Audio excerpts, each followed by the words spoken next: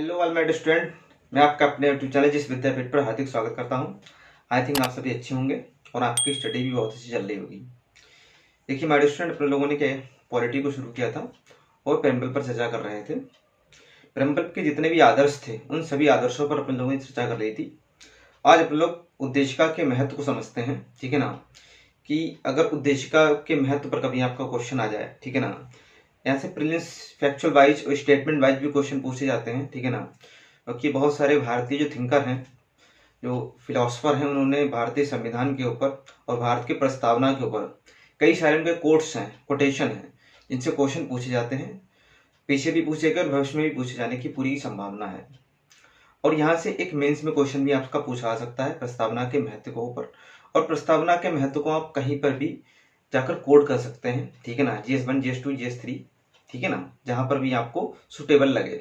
Okay, तो ये दोनों ही एंगल से आपके लिए इंपॉर्टेंट टॉपिक है, चाहे आप वनडे एग्जाम का सॉल्व कर पेपर दे रहे हो, ठीक है ना, आयोग का कोई पेपर दे रहे हो या कोई मेंस का पेपर लिख रहे हो। ओके, ठीक है, शुरू करते हैं अपने लोग। उद्देशिका का महत्व।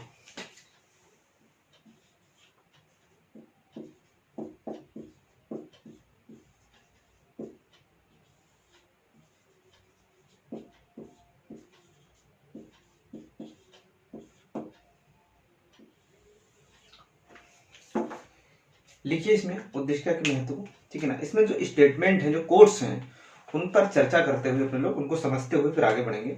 लिखिए, KM मुंशी, कन्हैयालाल मणिक्कालाल मुंशी, KM मुंशी के अनुसार, KM मुंशी के अनुसार, KM मुंशी के अनुसार प्रस्तावना भारत की राजनीतिक जन्मपत्री है। KM मुंशी के अनुसार प्रस्तावना भारत की राजनीतिक जन्मपत्री है। पॉलिटिकल होरोस्कोप बोलते हैं इसको। क्या बोलते हैं? Political horoscope. प्रस्तावना भारतीय संविधान की राजनीतिक जन्मपत्री है। क्या है ये? राजनीतिक जन्मपत्री है, पॉलिटिकल होरोस्कोप बोलते हैं इसको, ठीक है, लिख लीजिए। तो KM मुंशी जो थे ये आपके संविधान सभा के मेंबर भी थे, ठीक है ना, और जो प्रारूप समिति थी उसके भी सदस्य थे। KM मुंशी ऐसा क्यों कहते हैं भारत की प्रस्तावना के लिए कि प्रस्तावना भारतीय संविधान की राजनीतिक जन्मपत्री है। जैसे जब कोई बच्चा जन्म लेता है तो पंडित क्या करते हैं, उनकी जन्मपत्री बताते हैं, जन्मपत्री बनाते हैं और ये बताते हैं कि भविष्य में ये बच्चा क्या करेगा, जाके ये एथलीट बनेगा, ठीक है ना, ये कोई IAS अधिकारी बनेगा, PCS अधिकारी बनेगा, ठीक है ना, या कोई बहुत बड़ा बिजनेसमैन बनेगा, ठीक है ना। इस तरीके से उसकी एक जन्मपत्री तैयार की जाती है, तो उसके फ्यूचर को देखा जाता है, उसके फ्यूचर की संभावनाओं के बारे में सोचा जाता है। तो KM मुंशी जी जो हमारे संविधान सभा के सदस्य थे, वो भारतीय संविधान की भविष्य को देखते हुए ये कोट्स कह रहे हैं कि प्रस्तावना भारत की राजनीतिक जन्मपत्री है। प्रस्तावना को पढ़कर आप भविष्य का भारत कैसा होगा इसको बहुत अच्छे से समझ सकते हैं, इसको देख सकते हैं, क्योंकि प्रस्तावना में भारतीय संविधान का दर्शन मौजूद है। प्रस्तावना में भारतीय शासन प्रणाली का स्वरूप निर्मित है, स्वरूप वर्णित है। प्रस्तावना में भारत कैसा होगा, भारत एक संप्रभु राष्ट्र होगा, भारत एक समाजवादी राष्ट्र होगा, भारत एक लोकतांत्रिक राष्ट्र होगा, भारत एक गणराज्य होगा। ये सारी बातें हमें कहाँ से पता लगती हैं? ये सारी बातें हमें प्रस्तावना को पढ़ने से समझ में आती हैं। हमारे भारतीय संविधान का उद्देश्य क्या होगा, हमारे यहाँ राजनीतिक न्याय होगा, हमारे यहाँ आर्थिक न्याय होगा, हमारे यहाँ विचार की स्वतंत्रता होगी, अभिव्यक्ति की स्वतंत्रता होगी, ठीक है ना। ये सारी स्वतंत्रताएं हमें कहाँ से मिलती हैं? प्रस्तावना से मिलती हैं। हमें व्यक्ति की गरिमा, ठीक है ना, राष्ट्र की एकता और अखंडता और हर एक भारत के हर एक नागरिक के बीच बंधुत्व का भाव, ये सब कहाँ से मिलता है, कहाँ से पढ़ने को मिलता है? प्रस्तावना से पढ़ने को मिलता है। तो हमें ये प्रस्तावना को पढ़ने के बाद हमें ये एहसास होता है कि भविष्य का भारत हमारा कैसा होगा। इसीलिए कन्हैयालाल मणिक्कालाल मुंशी भारतीय संविधान की प्रस्तावना के लिए कहते हैं कि भारतीय संविधान की प्रस्तावना तो भारत की राजनीतिक जन्मपत्री है। Indian preamble is the political horoscope of the Indian constitution. तो आई थिंक आपको ये समझ में आया होगा, और कभी इस पर अगर कोई क्वेश्चन आ जाए तो आप इसको 150 शब्दों में आराम से लिख सकते हो। प्रस्तावना के अंदर जितने भी आदर्श शासन प्रणाली का स्वरूप, उन सबको आपको बस डिफाइन करना पड़ेगा और आपका आंसर बिल्कुल तैयार हो जाएगा। ठीक है ना। अब आप दूसरा लिखिए, न्यायमूर्ति गजेंद्र गढ़कर के अनुसार, न्यायमूर्ति गजेंद्र गढ़कर के अनुसार, न्यायमूर्ति गजेंद्र गढ़कर के अनुसार यद्यपि प्रस्तावना संविधान का अंग नहीं है, न्यायमूर्ति गजेंद्र गढ़कर के अनुसार यद्यपि प्रस्तावना भारतीय संविधान का अंग नहीं है। देखिए अभी इस पर डिबेट है कि प्रस्तावना संविधान का अंग है या नहीं है, और वर्तमान में क्या कंडीशन है, अभी मैं इसको पढ़ाऊंगा। ये आपका लास्ट लेक्चर होगा प्रेम्बल पर, ठीक है ना। न्यायमूर्ति गजेंद्र गढ़कर के अनुसार यद्यपि प्रस्तावना संविधान का अंग नहीं है और उससे शासन करने की कोई विशिष्ट शक्ति प्राप्त नहीं होती, फिर भी प्रस्तावना संविधान निर्माताओं के मस्तिष्क की, फिर भी प्रस्तावना संविधान निर्माताओं के मस्तिष्क की समझने की कुंजी है, फिर भी प्रस्तावना संविधान निर्माताओं के मस्तिष्क को समझने की कुंजी है। देखिए पहले आप तो इसको समझ लीजिए या पहले लिख लीजिए। लिखिए, इसका व्यवहार में अर्थ यह है कि प्रस्तावना भारतीय संविधान की, प्रस्तावना भारतीय संविधान की व्याख्या या निर्वचन, व्याख्या या निर्वचन, इसको बोलते हैं इंटरप्रिटेशन, व्याख्या या निर्वचन या इंटरप्रिटेशन करने में सहायता करती है। व्याख्या या निर्वचन या इंटरप्रिटेशन में करने में सहायता करती है। मैं एक बार फिर से बोल देता हूं पूरा। न्यायमूर्ति गजेंद्र गढ़कर के अनुसार यद्यपि प्रस्तावना भारतीय संविधान का अंग नहीं और इसे शासन करने की कोई विशेष शक्ति प्राप्त नहीं होती, फिर भी प्रस्तावना भारतीय संविधान निर्माताओं के मस्तिष्क को समझने की कुंजी है। इसका व्यवहार में अर्थ यह है कि प्रस्तावना भारतीय संविधान की व्याख्या या निर्वचन करने में सहायता करती है, प्रस्तावना ठाकुरदास भार्गव क्या है, ये सुप्रीम कोर्ट के पहले ये सुप्रीम कोर्ट के जज थे, ठीक है ना। फिर सुप्रीम कोर्ट के जज थे, ठीक है ना। ठाकुरदास भार्गव क्या कह रहे हैं, प्रस्तावना भारतीय संविधान के मस्तिष्क को समझने की कुंजी है। यानी भारतीय संविधान के निर्माता जो थे, जो भारतीय संविधान को बना रहे थे, उनके मस्तिष्क में क्या चल रहा था, उनके मस्तिष्क में भारतीय संविधान का क्या विचार था, भविष्य का भारत कैसा होगा इसका क्या विचार था, इसको समझने की कुंजी है। आपके घर में कोई दरवाजा है, आपके घर में कोई रूम है, और कोई अजनबी अगर उस आपके घर में आया है, अगर वो रूम लॉक है, ठीक है ना, और जब तक वो अजनबी उस रूम को अनलॉक नहीं करेगा, उस ताले में चाबी लगाकर उसको नहीं खोलेगा, तब तक उसको आइडिया नहीं होगा कि उस रूम के अंदर क्या है। उस रूम के अंदर बुक्स हैं, उस रूम के अंदर जो पुराना कोई घर का सामान है, या उस रूम के अंदर कोई और चीज रखी हुई है, उसे क्या पता। केवल वो क्या करेगा, अंदाजे लगाएगा, ठीक है ना, आशंकाएं व्यक्त करेगा, लेकिन वो कभी भी उसको समझ नहीं पाएगा। लेकिन जैसे ही वो ताले की चाबी घुमाएगा, रूम के अंदर जाएगा, उसे सब बिल्कुल एकदम क्लियर दिखने लगेगा। तो प्रस्तावना भी क्या है, भारतीय संविधान को क्लियरिटी प्रदान करती है, भारतीय संविधान के बारे में पूरा दर्शन प्रदान करती है। प्रस्तावना भारतीय संविधान को क्लेरिफाई करती है, ये है प्रस्तावना। और प्रस्तावना भारतीय संविधान को जब क्लेरिफाई करती है, तो भारतीय संविधान जो बना रहे थे, जो संविधान निर्माता थे, उनको मस्तिष्क को समझने की कुंजी भी है कि वो भारत का, वो भविष्य का भारत कैसा चाहते थे, वो भारत के शासन का स्वरूप कैसा चाहते थे, वो सरकार का उद्देश्य, वो सरकार का क्या उद्देश्य होगा भारत के लिए, वो कैसा चाहते थे कि सरकार किन उद्देश्यों की पूर्ति के लिए बनाई जाएगी, भारत के नागरिकों के बीच किस प्रकार का भाव होगा, भारत एक धर्मनिरपेक्ष राज्य होगा। ये सब चीजें हम कहां से समझते हैं, संविधान निर्माताओं के मस्तिष्क को समझने की कुंजी ही तो है हमारी प्रस्तावना। और मैंने लास्ट में आपको एक लाइन और लिखाई है, प्रस्तावना भारतीय संविधान की व्याख्या इंटरप्रिटेशन करने में सहायता प्रदान करती है। देखिए कैसे सहायता प्रदान करती है। अब भारतीय संविधान का आर्टिकल पढ़ेंगे, आर्टिकल 21। आर्टिकल 21 में क्या है? जीवन जीने का अधिकार है, जीवन का अधिकार, राइट टू लाइफ। अब आर्टिकल 21 में केवल यही बताया गया है कि जीवन का अधिकार है। आर्टिकल 21 के अनुसार अगर हम चलें तो इसमें क्या है कि केवल व्यक्ति जिंदा रहे, ठीक है ना। सरकार क्या करेगी? हर एक व्यक्ति के जीवन की रक्षा करेगी, यानी लॉ एंड ऑर्डर को मेंटेन करेगी। क्या केवल जीवित रहना ही जीवन जीने का अधिकार है? क्या जीवन का अधिकार इतना संकीर्ण है? इस पर बहुत ज्यादा विवाद हुआ और इस विवाद को निपटाने के लिए सुप्रीम कोर्ट ने प्रेम्बल का ही सहारा लिया, भारतीय संविधान के दर्शन का ही सहारा लिया, क्योंकि भारत की प्रस्तावना में एक शब्द दिया है, व्यक्ति की गरिमा। क्या दिया है? डिग्निटी ऑफ इंडिविजुअल, व्यक्ति की गरिमा। प्रस्तावना में कहा गया है भारत का प्रत्येक नागरिक जीवन तो जिएगा लेकिन गरिमापूर्ण जीवन जिएगा। वो केवल जिंदा रहने के लिए जीवन नहीं जिएगा, उसका जीवन कैसा होना चाहिए? डिग्निटी फुल होना चाहिए। डिग्निटी फुल जीवन का मतलब क्या है? मतलब यही है कि उसके पास भरपेट खाना हो, रहने के लिए घर हो, पहनने के लिए वस्त्र हो, पीने के लिए स्वच्छ पानी हो और सांस लेने के लिए एक स्वस्थ और हेल्दी पर्यावरण हो।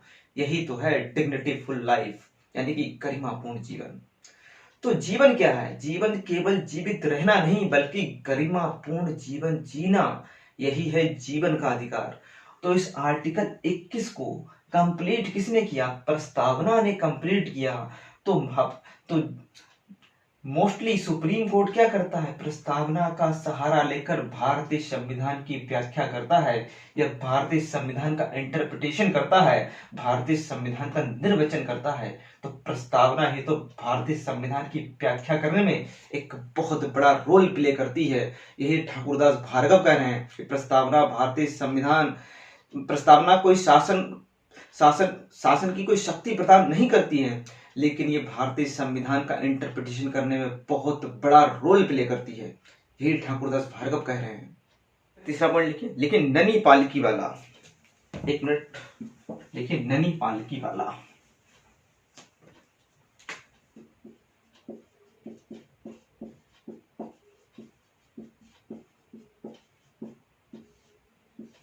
लेकिन ननी पालकी वाला ने भारतीय संविधान की प्रस्तावना को भारत के संविधान का परिचय पत्र कहा है। ननी पालकी वाला ने भारतीय संविधान की प्रस्तावना को भारत के संविधान का परिचय पत्र कहा है। इसका अर्थ यह है कि प्रस्तावना से ही भारतीय संविधान की झलक मिलती है। इसका अर्थ यह है कि प्रस्तावना से ही भारतीय संविधान की झलक मिलती है। प्रस्तावना से ही भारतीय संविधान की झलक मिलती है और भविष्य का भारत कैसा होगा यह पता चलता है। देखो, ननी पालकी वाला क्या कह रहे हैं? प्रस्तावना भारतीय संविधान का परिचय पत्र है, ठीक है ना। और इसका अर्थ यह है कि प्रस्तावना से भारतीय संविधान की झलक मिलती है और भविष्य का भारत कैसा होगा इस बारे में प्रस्तावना हमें हिंट करती है, ठीक है ना। देखो, जैसे आप कहीं जाते हैं, ठीक है ना, आप किसी भी ऐसी जगह जाते हैं जहां आपको अपना इंट्रोडक्शन देना होता है, ठीक है ना, या आपकी कोई आइडेंटिटी आपसे मांगता है, तो आप क्या करते हैं? आप अपना कोई भी आईडी प्रूफ दे देते हैं। तो आईडी प्रूफ पढ़ के आपके परिचय को जान जाता है कि आप कहाँ से आए हैं, किस देश के नागरिक हैं, ठीक है ना, आपका नाम क्या है, ठीक है ना, आपका स्थान क्या है, आप कहाँ रहते हैं, ठीक है ना, आपके फादर का नाम क्या है, ठीक है। ये सब चीजें आपके परिचय पत्र से एक जनरल इंट्रोडक्शन जो है वो उसको मिल जाता है। कुल मिला के आपकी आइडेंटिटी का उससे पूरी तरीके से भरोसा हो जाता है। इस तरीके से प्रस्तावना भी भारतीय संविधान का परिचय पत्र ही तो है। प्रस्तावना को पढ़कर आप यही तो समझते हैं कि प्रस्तावना की भविष्य का भारत कैसा होगा, कि भारत का संविधान है कैसा। भारत का संविधान प्रस्तावना को पढ़कर ही तो आपको ये पता लगता है कि भारत के शासन का स्वरूप कैसा है। भारत संप्रभु राष्ट्र है, भारत संपूर्ण प्रभुत्व संपन्न है, भारत समाजवादी है, भारत लोकतांत्रिक है, ठीक है ना, भारत पंथ निरपेक्ष है, भारत लोकतांत्रिक है, भारत गणराज्य है, ठीक है ना। प्रस्तावना भारत की सरकार का उद्देश्य क्या है?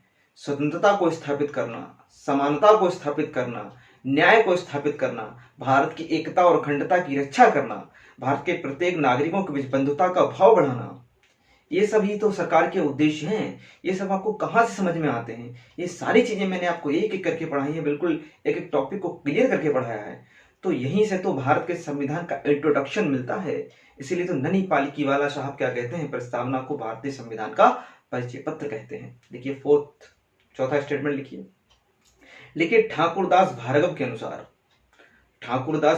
अनुसार प्रस्तावना भारतीय संविधान की आत्मा है। Preamble is the soul of the Indian constitution. Thakurdas Bhargava के अनुसार प्रस्तावना भारतीय संविधान की आत्मा है।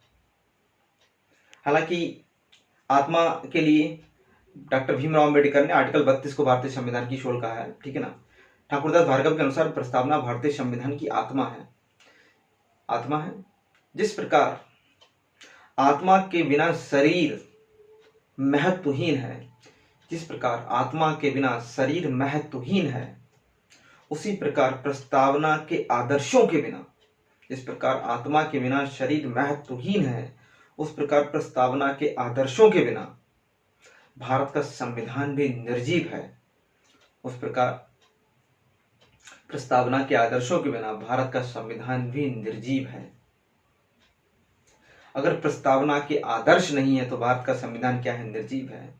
जैसे आत्मा के बिना शरीर का कोई महत्व नहीं। शरीर क्या है? एक मिट्टी है, ठीक है ना। आत्मा के बिना इस शरीर का कोई मूल्य नहीं, ये राख है, ये इसी धरती से उत्पन्न हुआ, इसी धरती में मिल जाता है। जब तक आत्मा रहती है तब तक आप और हम इस धरती पर रहते हैं, इस समाज के अंदर रहते हैं। जैसे ही आत्मा हमारे शरीर से निकलती है हम इस धरती में ही मिल जाते हैं।